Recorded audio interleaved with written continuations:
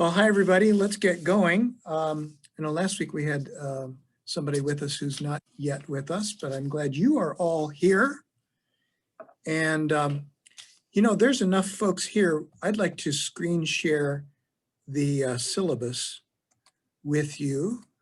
Our objectives in these 4 weeks of discussing Bregman's work are to explore the personal, intellectual, spiritual, and social themes in the book, how these themes inform our view of ourselves, the groups to which we belong, our society, and our common future.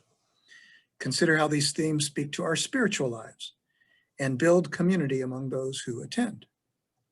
And these are our values and expectations. You can see them there for yourself. Basically, we'll try to practice what Bregman says is at the core of our identity as human beings anyway, kindness. And remember humbly that we are all learners. So here's our syllabus. Today we're on chapters 6 through 9. This is one of those books, there's a lot on each page. How are you finding the book? I'm especially interested. Are you finding it readable, interesting, engaging, confounding? Do you want? Probably all except the last one, not confounding, but very engaging, very readable. And I did read the first part, even though I couldn't make the session last week. But on page 72, where he kind of sums up a little bit of everything is connected, loneliness can quite literally make us sick. I used as basically the theme for my sermon on World Communion Sunday, which was at Three Crown Park. So I found it incredibly useful. Yeah, I'd like to just jump in and say that I wrote a heart in the margin about those comments, about being connected and part of something much bigger. And he wrote this before the pandemic, where this has become even more self-evident. Mm-hmm. Yeah. We were heartened that Lord of the Flies is not a true depiction of what can happen to 6 or 7 boys on a deserted island. And yet it continues to be a classic. You know, I reflected on that, and I know that our memories are not always accurate, but it seems to me, as far as I could tell, that when I read this, I think it was probably in junior high, is that when you read this thing?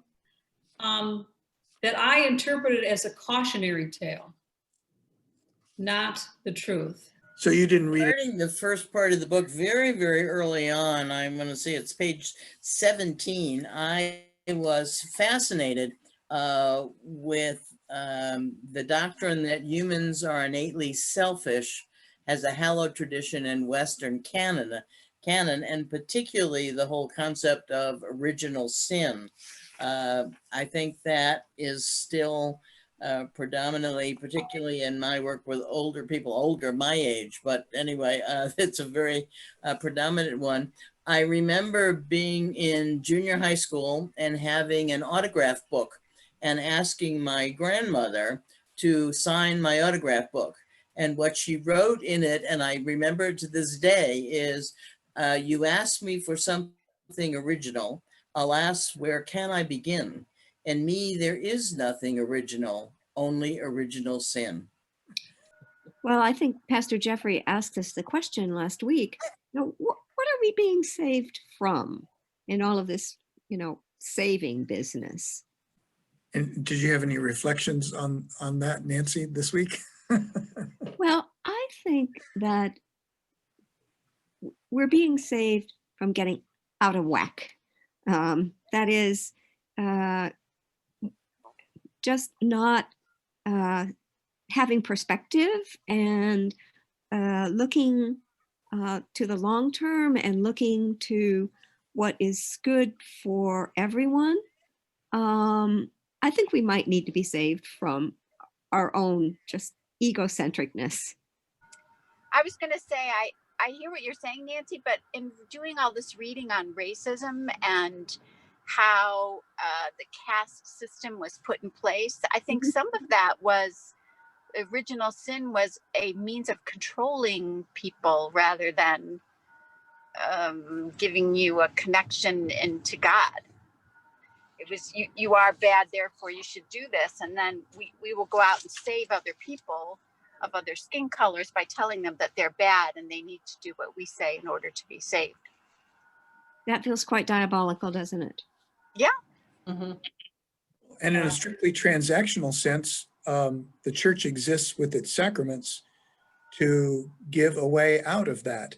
And so it draws people to the church and makes people dependent upon the church. I'm talking about sort of real classic sort of role of church in people's lives, something that the Martin Luther challenged, of course, but the idea that you can't be saved apart from the church. Therefore, you must adhere to the church's temporal and spiritual power, and you must submit to the church's sacraments. Without the sacraments, you're doomed.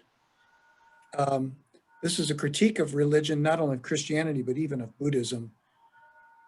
I was in the Tibetan part of India and heard lots of critiques of the Buddhist temple system in Tibet, that people become, that you are required to support the temple. You're required to send your money, your livestock, your time, and devote it to the temple in order to earn merit for the next life.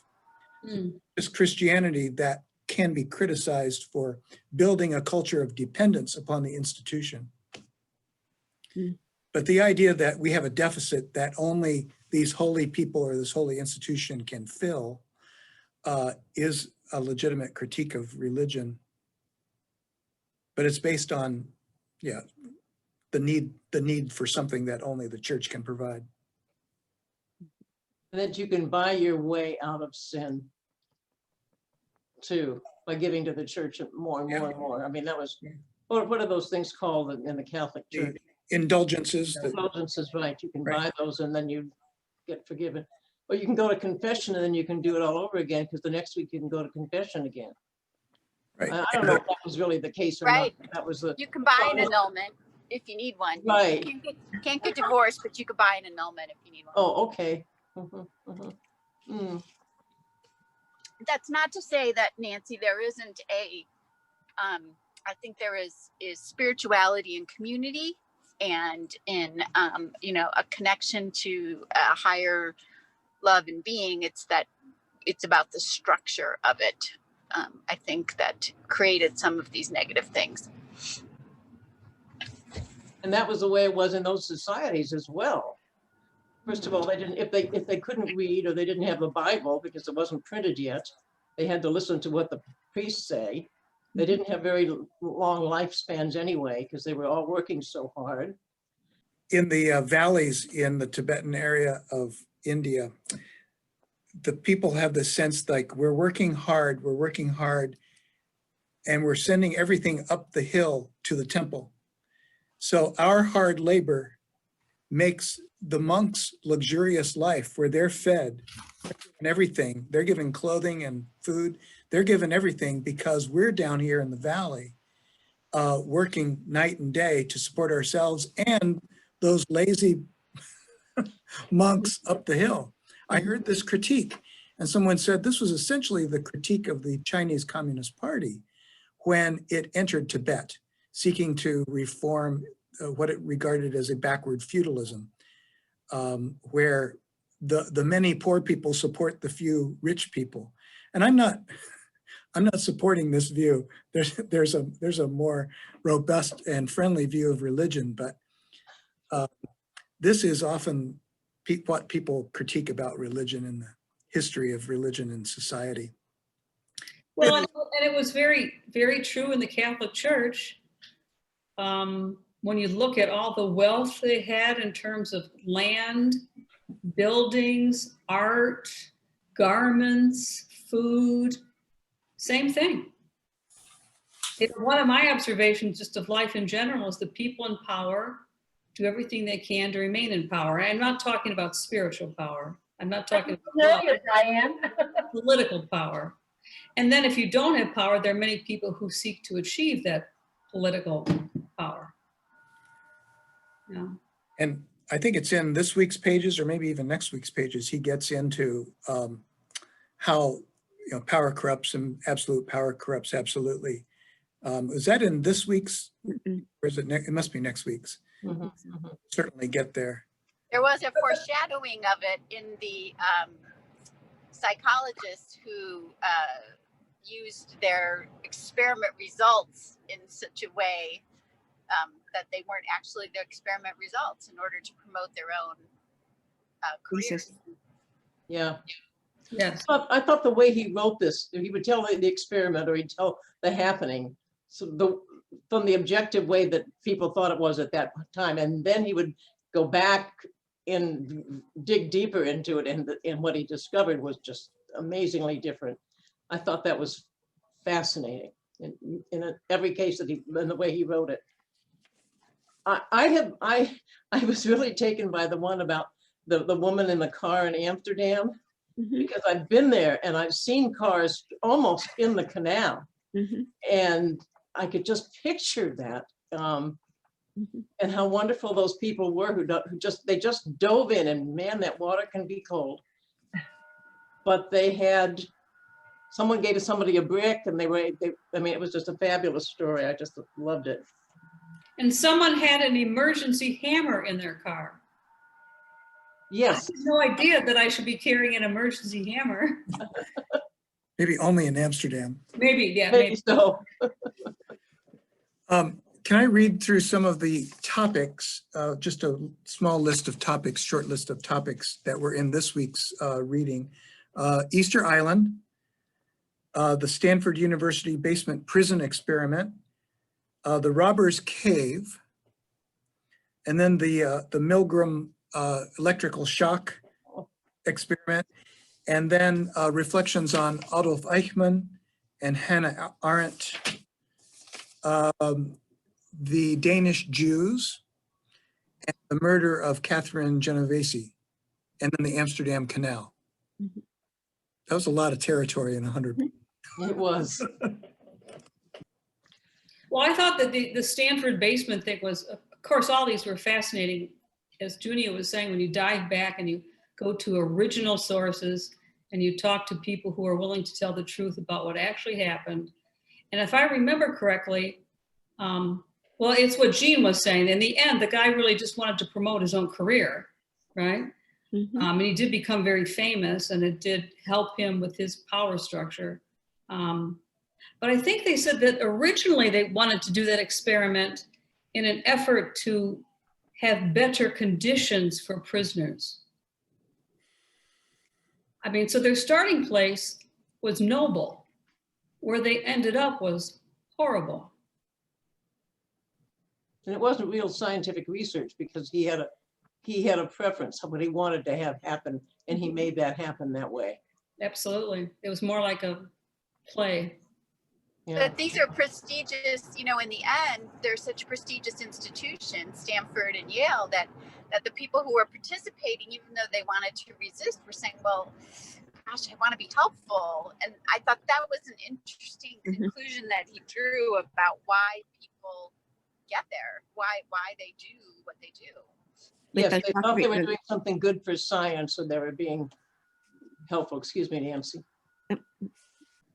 Well, then if I followed correctly, there's an implication that maybe Eichmann thought that what he was doing was good for the world. And I have a lot of trouble with that. What did other people think about that? Well, I think that's exactly what Bregman was saying. And not only Eichmann and the Nazis, but all terrorists may be in it because they think, no matter what they're doing, that ultimately it'll make the world a better place. And that's a shocking claim, but it's something worth considering, because I've always thought since 9/11, we really need to get in the head of terrorists. We need to understand their real motivation rather than saying, why do people do this? I don't understand. Mhm. It's all, the only way of getting ahead of that kind of behavior is to understand what's really going on inside of people. And this sounds like a compelling argument to me. I think there's another chapter on Eichmann coming up, but I haven't read it yet. Oh, okay. Yeah, I'm not sure. I've read Yeah. the next I 100. wrote down his quote. Homo puppy was deceived and indoctrinated, brainwashed and manipulated. And I thought that then his explanation about what happened in Denmark, where the people of Denmark had not been through the systemic dehumanization of the Jews. So when you got, they wanted to jump all the way from A to Z and start taking the Jews away and killing them, the people in Denmark resisted because they didn't see them as subhuman. They saw them as countrymen. That was a very interesting way of supporting his argument. And there was one German soldier who told them in advance what was going to happen. Therefore, they could make that action. So that, I thought that was super. And I remember hearing that story about the Danes doing that for the Jewish people, sending them all to Sweden. And it did transform, not apparently just that one Nazi, but others too, to say, wait a second, what is this really about? When they saw how the Danes were living. And I just find that a wonderful example, even for myself.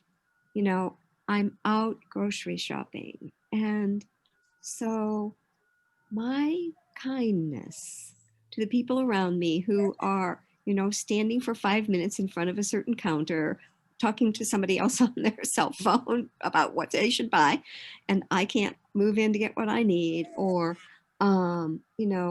just being so unaware that, okay, I've got my mask on, I don't need to take any other precautions.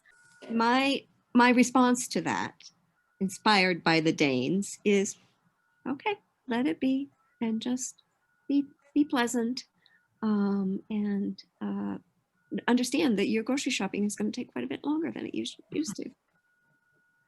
And I could add something from a personal perspective, which is just one example, and I'm sure we all have examples of how we really are connected, and even in ways we don't realize. My dad's uncle in Norway at one point was the leader of the Norwegian resistance movement. And they had an effective way of communicating with each other and being under the radar, because the Jews were actually infiltrated into the country. So they had to be able to communicate and have secret meetings and so forth. There was a similar resistance movement in Sweden. There was a similar resistance movement in Denmark. And the three movements communicated with each other. Mm. So the Danes, it may already be apparent, but to me it was so glaringly apparent that they had about 12 months advance notice based on what happened in Norway as to what was going to happen in their own country if they didn't respond when the time came.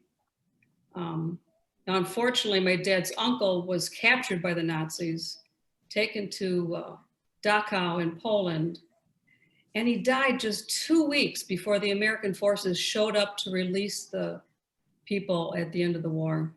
Mm. But yeah, what a struggle. In next week's pages, he talks about another motivation for another reason why good people do bad things. And that is a sense of friendship to one another, and that it's a motivating factor. And he talks about that in terms of German soldiers, but it could be said of any army, that people become loyal not to ideology, not to blood and soil, but to each other.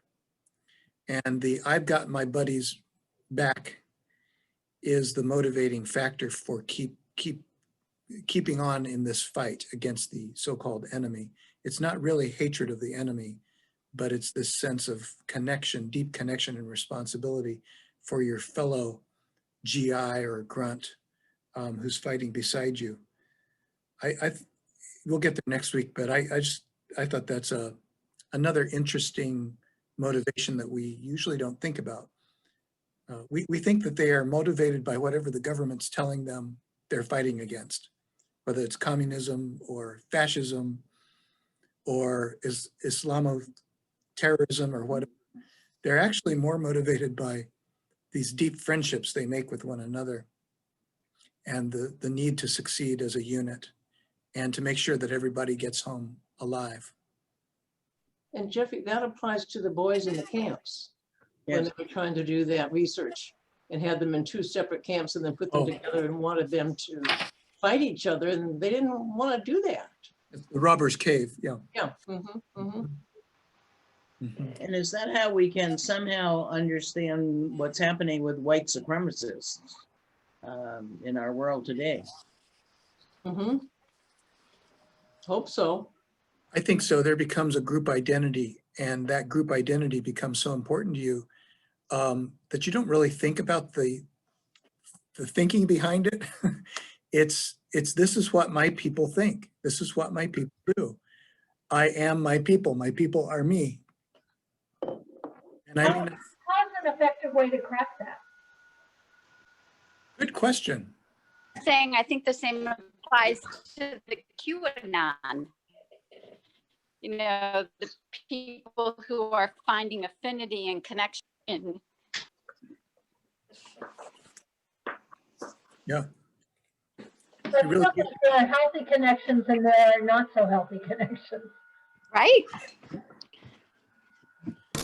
Well, What and is it about the isolation in our culture? and why people join and so on, it's often because of a lack of deep, fulfilling relationships, you know, outside of those sociopathic organizations. Well, there are some people who have managed to infiltrate white supremacy circles successfully and convert hearts and minds. I hear these people on the radio occasionally. I can't name one, but I know they exist. It takes one-on-one work and lots of time building positive relationships between ex-neo-Nazis and impressionable younger people who end up being persuadable because maybe they have a little bit of doubt in them about what they're doing, but they need to replace the friendships they have with their fellow white nationalists Mhm. with a new relationship, with something that gives them a new perspective and a new future. Does anyone know any of these people who have successfully infiltrated right-wing violent groups and actually pulled away some people? On the radio, No, but I remember reading about one who used to be one of them and suddenly for some reason saw the light and then started working with them. But yeah, that's what I'm talking about. right, Yeah, these are often I can't ex. say who that is. Yeah, these are often ex right-wing violent extremists Mhm. who got out and then kind of make it their life's to get back in to peel people away. Well, Bregman talks a little bit about, you know, that sort of maybe the way that works when he was saying why the people who in the Stanford experiment who balked, that there was communication, confrontation, compassion, and resistance. That those 4 things together are what the individuals who said, no, I won't shock, had in common. Which, you know, could work with confronting white supremacists or just anyone who is struggling with their point of view on changing their way of thinking about something. Was that the Milgram one, or was that the Stanford basement one? That was the shocks. Yeah, that's Milgram, yeah. Mhm.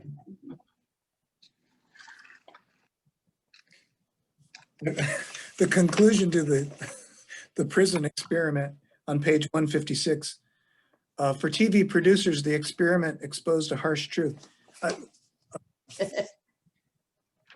Well, this goes back to a later TV version that was attempted in the UK of the Stanford prison experiment.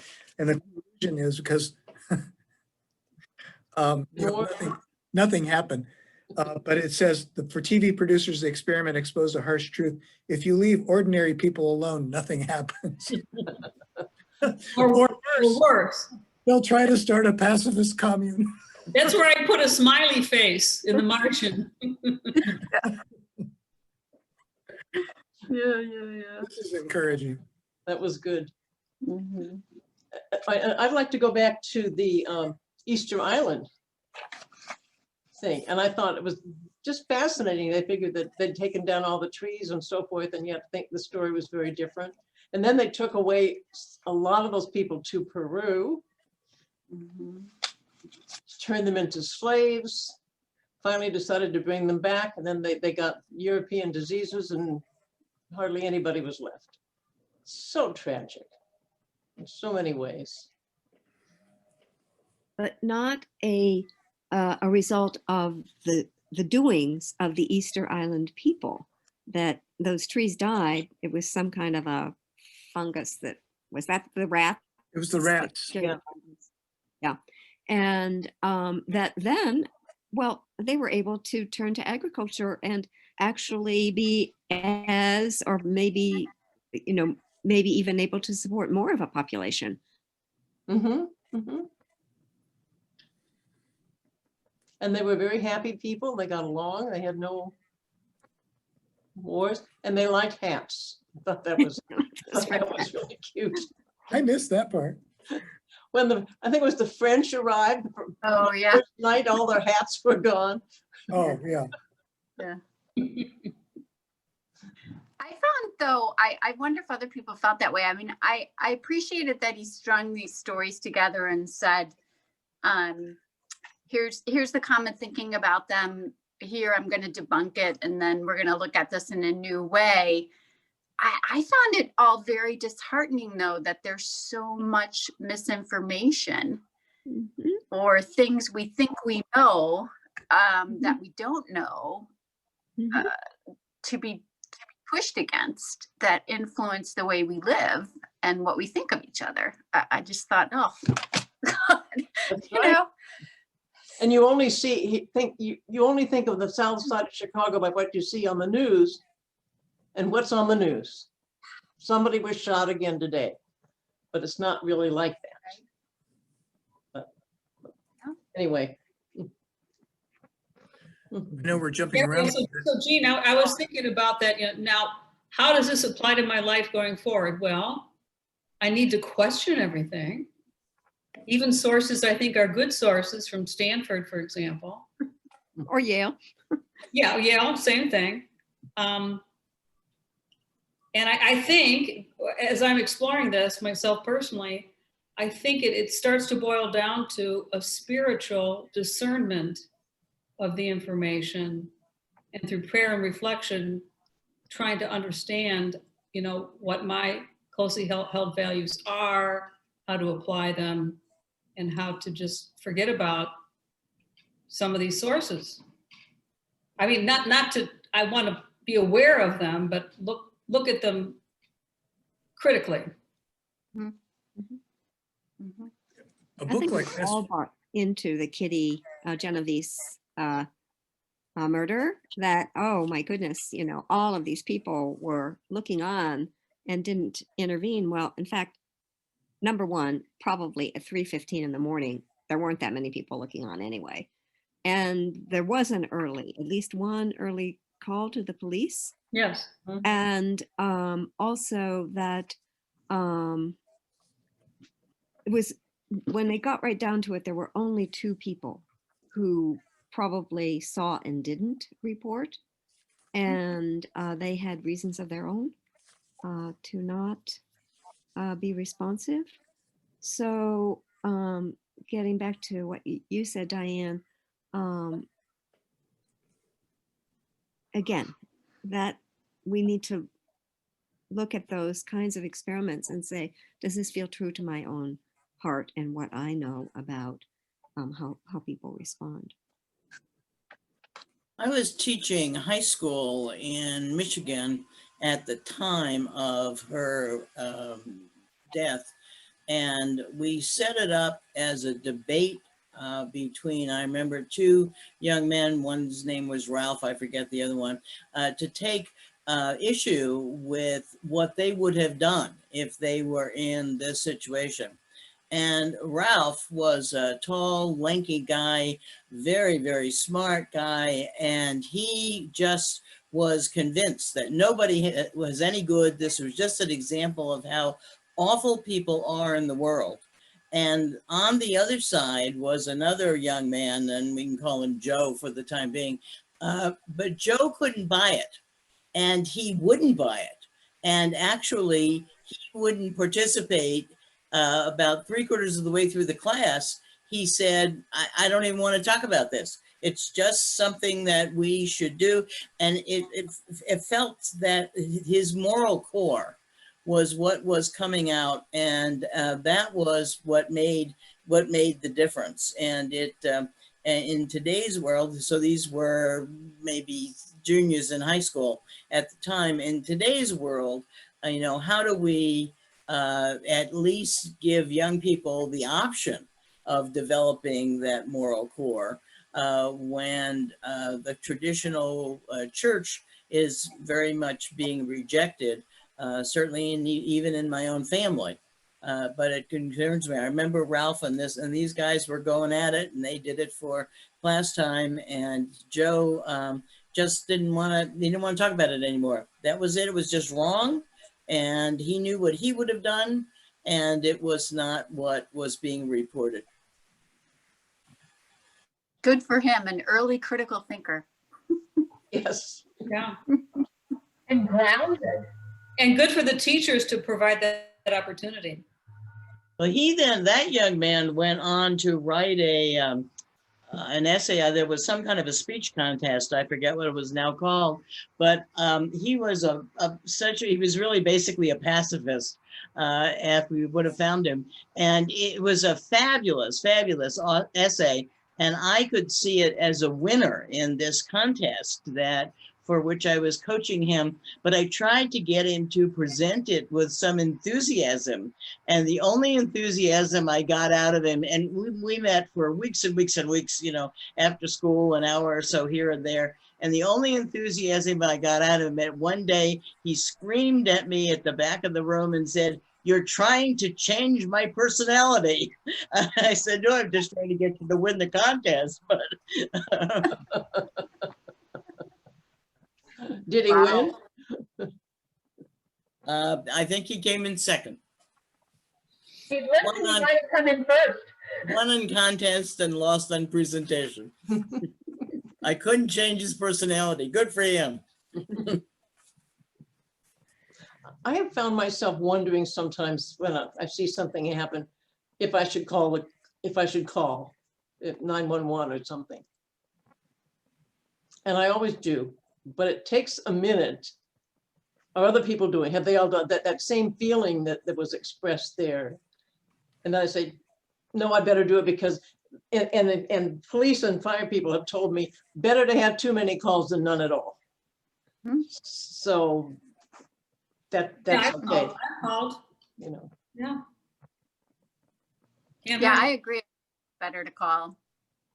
I had how you have on your iPhone, the emergency, if you hit it so many times, it'll make an emergency call. While I was walking, was up in Green Lake, Wisconsin, and I accidentally did it on my phone, and they got on the phone. I said, "Oh, I'm sorry, I'm fine. I just accidentally was playing with my phone and dialed this number." They said, "Well, that's all well and good, but we're going to have somebody call you back in 10 minutes, and they're going to ask you a bunch of questions." And they called back, and this person asked me a bunch of questions. "You're sure you're okay? You can say," they were just double checking to make sure. So I guess you have to, every time, better to be safe. Make sure someone's okay. Back to the Milgram shock experiment for a moment. There seem to be two reasons, at least, that people went ahead with the shocking. Or maybe three reasons. One is they thought they were doing good. Another is that they trusted Milgram or whoever the authority figure was in the room. Thirdly, they desired, this is related to their trust of Milgram, or the authority figure, they sought conformity. That it was more about conformity than obedience. Mhm. And there's kind of maybe a thin line between conformity and obedience, but the takeaway from the Milgram experiment is that if you browbeat people enough, they will obey. Mhm. Whereas Bregman seems to say that it's more about conformity. It's wanting to be part of the in-group, wanting to be accepted by the leader, approved by the leader, to get those positive vibes you feel when you're getting praise by someone that you respect and trust. Is that what people got from that conclusion about the Milgram experiment? Oh. Not entirely. I got more, Jeffrey, that there was an aversion to the bossy behavior, but when they were pushed and made to believe they were on side, kind of like you're saying, they were on the team, so help with the results of the experiment, that was the good pat on the head that you're talking about. Mhm. We're trying to do good and do well. But that's a bit of conformity too, though. Yeah, you're right. You want to conform because you think you're doing good or something. But then didn't he say that later on when they interviewed some of the people that maybe only about half of them thought they were really hurting people? Mm-hmm. Yes, that was part of the debunking. Yeah, he just is pulling away the threads of credibility one by one from this whole experiment. Mhm. 168, his conclusion is, turns out we have a downright aversion to bossy behavior. Mhm. Having been a human being for 61 years now, I think I have been on both sides of that equation. That's good. And it's interesting, as a pastor, people always say, don't you tell us what to think? Don't you tell us what to do? And I say, I don't think I was. Maybe it sounded like it, but people are kind of skeptical, in I think a good way, of anybody who has perceived authority or real authority, even if it's spiritual authority. Maybe even a doctor, your doctor says, you really need to consider X, Y, Z. And you go home and say, I don't know about what the doctor said today. I don't know. It sounds like, what's he getting out of it? Maybe I'm going to go to another doctor and see what she says. Well, in change theory, they talk about the push and the pull. You have to create the burning platform in order to get people to move. But then you have to, that just moves them into a state of ambiguity or moldability. And you have to have the pull. There has to be something to bring someone toward in order to get action or behavior for them. So a sermon that only had push and no pull would probably land flat, because that would come off as bossy. Where if you had the pull, what you are moving towards, which maybe is, to Junia's point, the conformity, come along and conform with the rest of us Christians by over here, then you get the change that you desire. Is that called chain theory? Change. CHANGE. Mm-hmm. Okay. Mm-hmm. Well, as a parent, I've learned that if you want to get your kid to do something, you don't say, do it. Or if you don't want them to not do something, you don't say, don't do it. You just need to just lose those words completely and just find other creative approaches, because Yeah, don't do it. the opposite. Yeah. Don't you make your I bed. rely That would on be if it appeals to you. Jan, you have often said that to me, and I'm sure other people, and I admire that phrase. I never told you I admire that phrase. Thank you. It sounds gentle. It sounds inviting. It sounds like, oh, it's up to me, really? And it doesn't minimize my position. So this is my position, but and if it appeals to you, you might want to consider or do or. Am I the only one that Jan has ever said that to? Say it again, I missed it. If it appeals to you, if Huh? it appeals to you. Instead of do this or do that, but if it appeals to you, do this or that, right? Right. Or, you know, You might I'm consider, going to, Giving you a feeling of choice. or I believe or something. If it appeals to you, you know, you might want to. That as the result of having daughter-in-laws. That's where the evolution of that came from. it's a great phrase. I think I've copied it once or twice without ascribing credit to you. What did you guys think of the quote, a belief in a sinful nature is a tidy explanation for evil. Where is that, Jean? I marked that too, page 170. Like 174. At the bottom. Yeah, I especially like as it goes on. But if you believe that people are essentially good, you have to question why evil exists at all. And here's the important part. It implies that engagement and resistance are worthwhile, and it imposes an obligation to act. Mhm. So the easy way out is just to say, hey, I was born with sin, forget about it, you know. Or that's just how people are, nothing you can do about it. Right. Yeah. But to know that they are changeable, like some of the Danish people who influenced the Germans in some cases, All the action. including me, who would like to change for the better every day. Don't we all? Richard Rohr's daily reflections this whole week is on evil. Yeah. And I know some of you read Richard Rohr, some of you may not, but he's got a little fan club everywhere I go, including at WCC. You can always dip in here and there. Richard Rohr, R-O-H-R, the Center for Contemplation and Action. And if you want to read some of his reflections on evil, they're very provocative and challenging of all of our assumptions about that word. This week, starting Sunday, ending on Saturday. Sort of interesting that he commented about the corporate church as something that could be evil. He's a pretty independent thinker, I think. Yeah, and he says his order, the Franciscans, has always been living on the outside of the edge.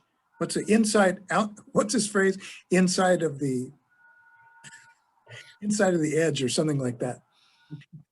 You know, it's like people who are in, but they're not all the way into the corrupt center. Like a radical Catholic. Like a radical Catholic, exactly.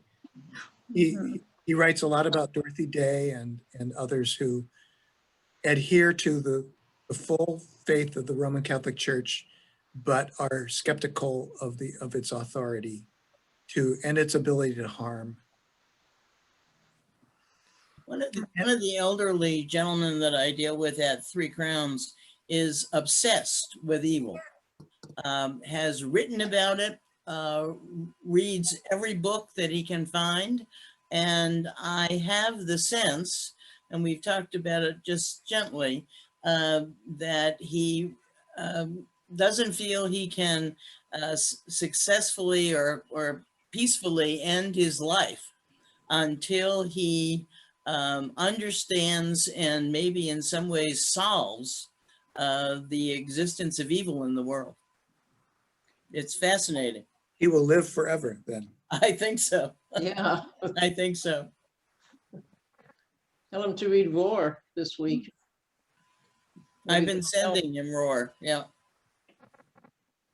And yet at my last church, I had one Sunday where I was going to deal on the issue of evil from the pulpit. And one of the lay teachers of the confirmation class, which usually attends worship, that's part of their confirmation deal, he called their parents and told them not to come that day because Pastor Jeffrey was talking about something that kids shouldn't hear about. Having sex, huh? And that really we shouldn't be talking about in church. Because by talking about it, that's sort of, I guess that's how it happens. I don't know. Mm. But he thought that that's too heavy a topic in a more liberal, open-minded, progressive church. Wow. That if you just don't talk about it, then you just talk about the light and the sweetness and the love and the kindness and the acceptance.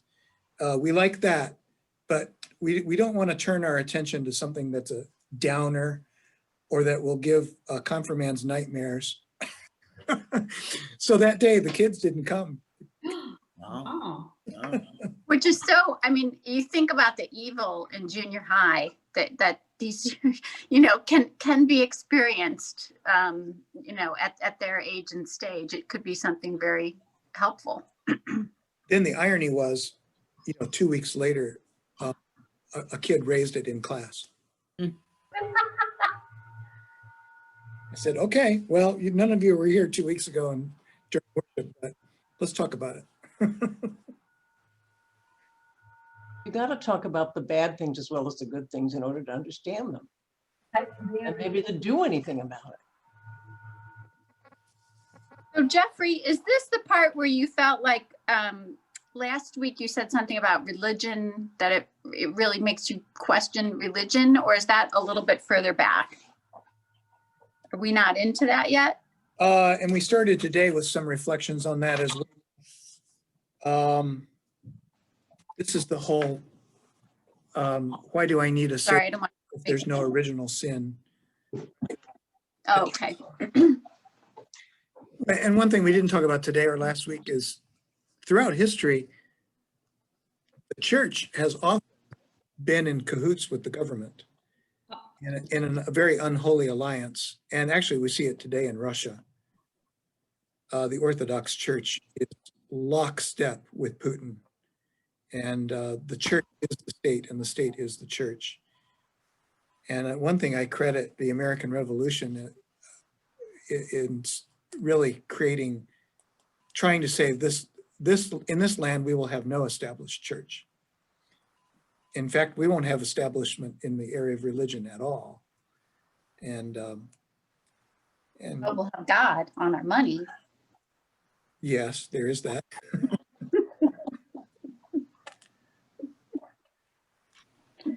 But the underground movement of the church in Russia in the times that I've been working there many years ago, of course, was that the Baptists imported New Testaments from Finland, and the number was astronomical. I mean, hundreds of thousands, and they ran out of them. There was such a wish to have them. And the Orthodox, Joanne Augsburger and I were there and one year, and the Orthodox Church had just opened. And this is people standing, no seats, of course, standing for 2 to 3 hours, wanting to be exposed to some sort of religious connection. It was fascinating. Yeah, there was an underground movement, Christian movement in the Soviet Union. Right. Yeah. Well, the role of religion can either be to enhance the power and authority of the state or to undermine it and be a thorn in the side of the state and other power centers in society. But too often, I think organized religion has either supported the powers that be or turned a blind eye. Because Luther said you need the state. The state must be there to impose rules and regulations for people to follow, because people are evil. People are original sin. People will stray and create all kinds of chaos and havoc if the state, which is given by God, is not in place with its heavy hand. So this idea of collusion between religion and the state goes back even to the founder of our Protestant movement. One thing that dawned on me, though, as I was reading this, was that idea of, maybe religion and structure and state is a shortcut for power, because the other alternative that he talks about in the book is consensus. And, you know, consensus in community takes a long time.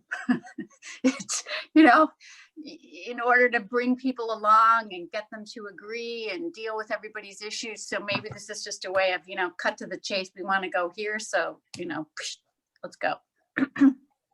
But the question then becomes, on behalf of whom? Right. The people at On home, the power, right. who have the money, the wealth, the food, the shelter.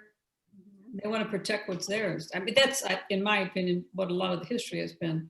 Yeah. And Calvin, who was the founder of our own Reformed part of the Protestant movement, you know, Presbyterians and Congregationalists, he established essentially a theocracy in Geneva. And, you know, he was going to use biblical principles to run the state. And I think ever since then, those of us in the more established churches have thought it's our job also to kind of, maybe not run the state, but have a very strong voice in the governing of society. Whereas Amish and Mennonites stand outside and try to say, no, the closer you get to the center, the more corrupt you're going to get. So don't go there at all. And they have more of a non-conformist, non-cooperating attitude about the state. And they say, rather than trying to get inside the state and sort of construct God's kingdom on earth through the government, let's kind of live the way Christ taught on our own, and we'll be a little mustard seed here, a little example of what true servanthood, selfless sacrificial love for the world is like. But we will try to avoid the temptations to become worldly. The older I am, the more I wish I had actually become a Mennonite pastor, because I really think their perspective is more along the lines of Jesus, who did not come here probably to start a church, a movement of great power and wealth, but rather to question and undermine all those things so that people could live freely. Okay, I'm preaching, I'll stop. I spent a rather long weekend riding in an Amish buggy because I went to college in Western Pennsylvania, and it was surrounded by Amish communities, and the Amish wanted Social Security. They didn't necessarily want to pay into it, and they wanted to reject the state, but they sure wanted Social Security. And as a young, anyway, I got involved in supporting their position, and a number of us rode in Amish buggies to try to get to Washington to make that plea. And of course now, in my more mature years, I just have to laugh at the whole thing. But it was a case of, yeah, we don't want to be involved, but we sure like some of those goodies. You know? Did they get them? No, and they didn't deserve. You don't pay in, you don't get it. Even if they were covered, they would have no covered earnings, so they would have no benefit. Right. You still have to contribute your 40 quarters or whatever, right? Yeah. Well, they were much more into barn raising, so let's have the community come together and help where there's been some adversity, and so we can all raise the barn together. And I live in a community where Anabaptist principles founded the neighborhood where I live. It was founded by the Church of the Brethren, which is like Mennonites and Amish. And the stories are, when those houses were built in the 50s, that people raised each other's houses. Wow. And pictures of people helping each other build their house.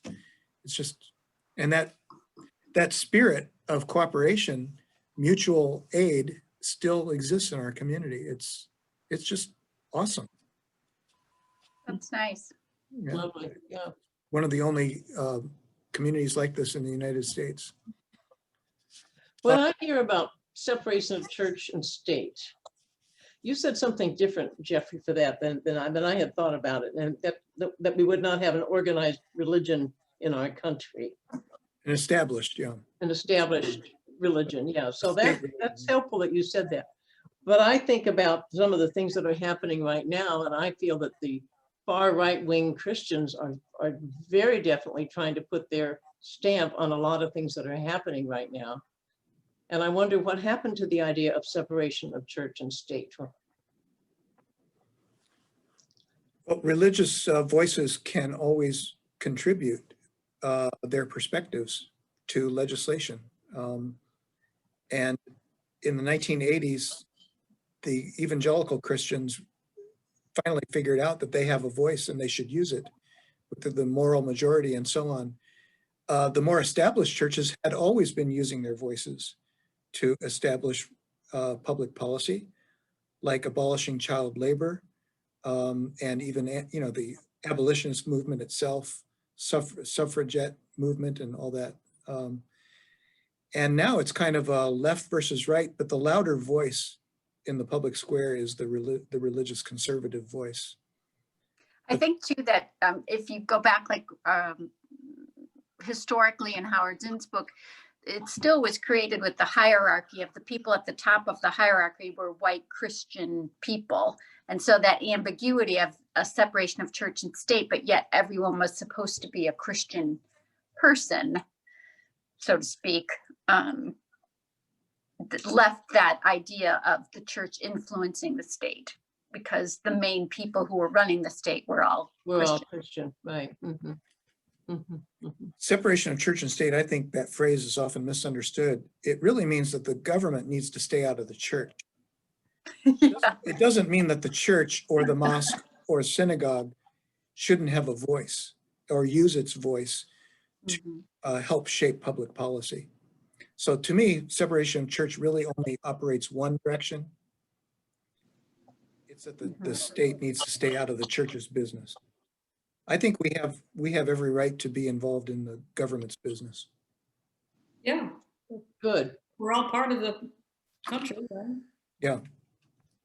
I did want to ask if anybody had the chance to watch the Twilight Zone episode. I sent to those who were on last week's call. It was Junia, Diane, Nancy, and Jean. I did.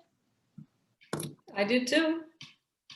Can, And I must admit, this is the first time I have watched a Twilight Zone rerun.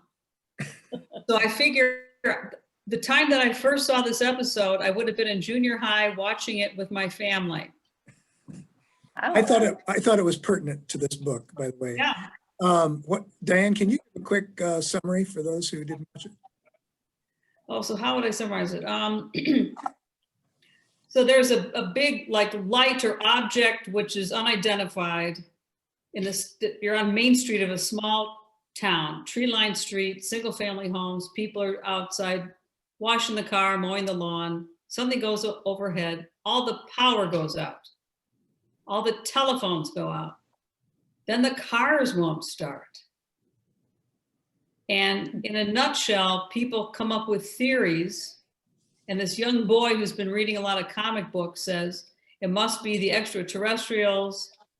And they have planted one of their own within our community like 5 years ago. We don't know which one it is or which family it is. So then they all start turning against each other. And unfortunately, someone ends up dead out of fear. People are all blaming each other, coming up with wild conspiracy theories, jumping to conclusions. And what actually caused this mayhem on Maple Street? Oh, that part, I don't know, that part wasn't important to me. What did? It was the aliens. The aliens at the very end, they had the aliens who were walking back on their ship, and they said one alien was teaching the other alien. So that's how you do it. You don't have to attack them. You just create this ambiguity, and then they'll attack each other. So we're just going to go from place to place and create this issue, and they'll all kill each other. The Veneer Theory was the. Yeah, so I thought this was a good illustration of Veneer Theory. Okay. And also Thank you for explaining that. Yeah, also scapegoating, which is another a plague on humankind. Yeah. But I thought it was interesting that in popular culture in 1960, this was there already. And I think that's Bregman's point. One of his points of his book is this idea that deep down we can't be trusted, we're not good. It's in the popular culture, just everywhere you turn. Mhm. Am I right? Do you think that's one of his themes? Yes, definitely. Yeah. Movie producers, said that they picked up these themes because it was important to reinforce them. And it creates drama. He kind of challenges climate change activists on page 134. Did you catch that? This is at the end of his Easter Island chapter.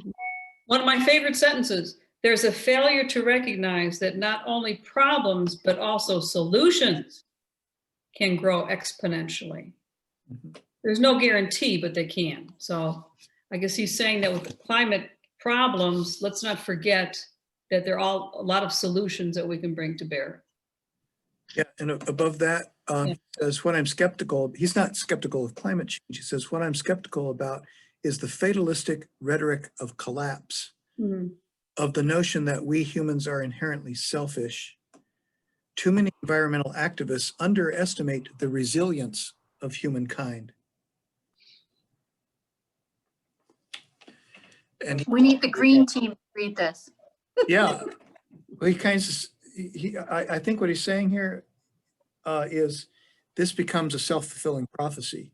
If we say it's going to collapse, we can kind of ball ourselves up in a corner and become paralyzed, unable to kind of do the work we need to do to survive. Is that what he's saying? If that's what he's saying, the danger of that point of view is if someone isn't jumping up and down on somewhere saying, wake up, people, we got a problem. We have an existential threat here. I'm not sure that we'll get anybody's attention. Well, if that's the only thing happening, but there are plenty of people who are devising solutions, right? The people who are, trapping the plastic in the oceans or doing other things. So there's maybe pieces working in parallel. It shouldn't just be one strategy. Our arborist sends out, there's a brochure that comes out quarterly or something like that, talking about various aspects of landscape. And the lead article that came out most recently was that there are 2 trillion trees on Earth. And here's the very heartening part of it, room for 1 trillion more trees on Earth. And I thought, wow, I wonder what having more trees would do for our environment. So plant those trees. Okay. Yeah, we need encouragement as well as, because discouragement is not really a good motivator, I think. And maybe that's his point. That, Right. They don't boss us. We don't want to be bossed. right. You're not the boss of me. Well, and fear is not a good motivator. Maybe. Hope is a better motivator than fear. I don't know. I'd like to think so. Mhm. Well, we're getting near the end of our time today. Next week, we're on chapters 10 to 14, up to page 290, 290 what? 295. Okay. And we'll learn about why good people turn bad. All right. And baby research and toddler research. Mhm. Thank you all for your time today, and Good session. Thank you. Thanks, everyone. go in peace to love and serve.